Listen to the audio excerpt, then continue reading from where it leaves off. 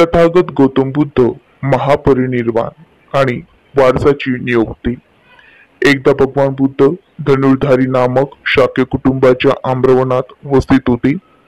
त्यावेळी पावामध्ये नुकतेच निगंठनाथ पुत्रांचे महावीरांचे देहावसन झाले होते। त्यांच्या मृत्यूनंतर निगंठनाथ दुही होऊन भांडणे सुरू झाली होती।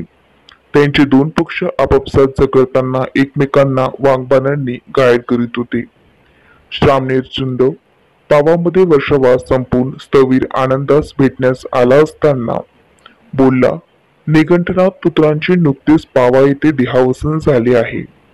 त्यांच्या मृत्यूनंतर निगंठनाथात दुही माजली असून ते आपापसात झगडताना परस्परांना वाघबाणांनी घायल करीत आहे। यांचे कारण त्यांना कोणीच रक्षण करता नाही।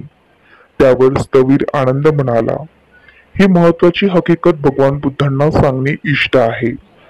आपण त्यांच्याकडे जाऊया आणि त्यांना ते कथन करूया। ठीक महाशय, चुंद बोलला। त्यावर आनंद व चुंद हे दोघे भगवान बुद्धांपाशी गेले आणि त्यांना अभिवादन करून निगंठनाथांची हकीकत कथन केली व आपला वारस नियुक्त करण्याची त्यांनी विनंती केली।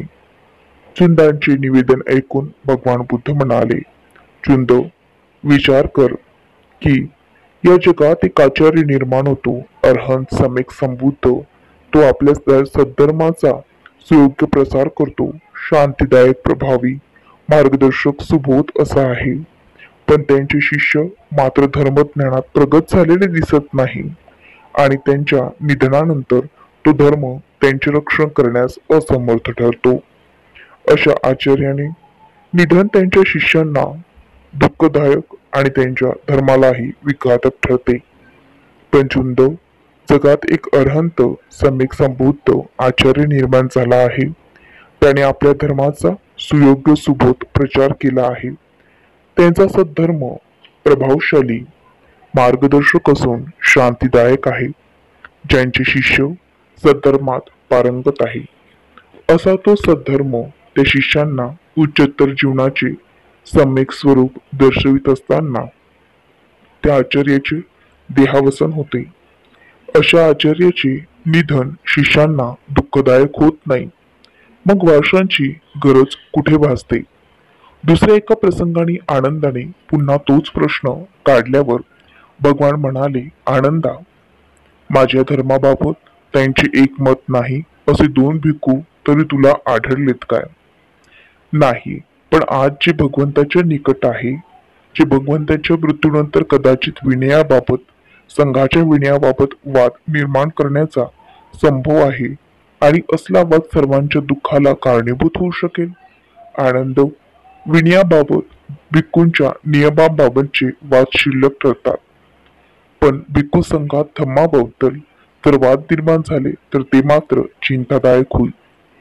धम्मासंबंधीचे वादविवाद हुकुमशहा मिटवू शकत नाही। वारस जर हुकुमशहासारखा वागणारा नसेल तर तो काय करू शकणार? धम्मासंबंधीचे वादविवाद हुकुमशहा मिटवू शकणार नाही। कोणत्याही वादाबाबत संघच निर्णय घेऊ शकेल। संघाने एकत्र येऊन एकमत होईपर्यंत विचार विनिमय केला पाहिजे आणि एकदा निर्णय झाल्यानंतर त्यांचे परिपूर्ण पालन केले पाहिजे। वादाचा निर्णय बहुमताने व्हायला पाहिजे। वारसाची नियुक्ती हा त्यावर उपाय असू शकत नाही। नमो बुद्धाय।